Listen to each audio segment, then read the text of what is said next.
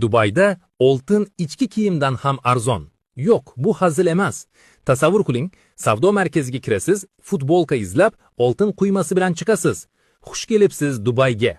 Shahar bu yerda oltin xuddi non kabi oddiy.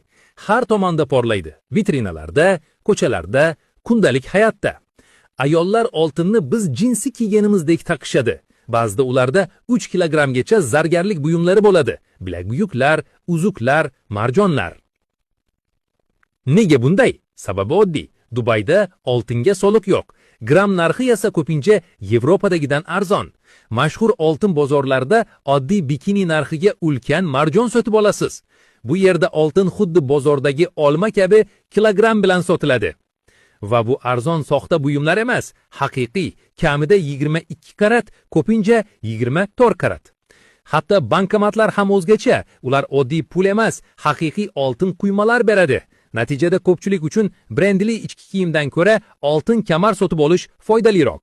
Senchi oddiy sayohat uchun borarmiding yoki boshdan oyoq sof oltindan iborat obraz yig'armiding?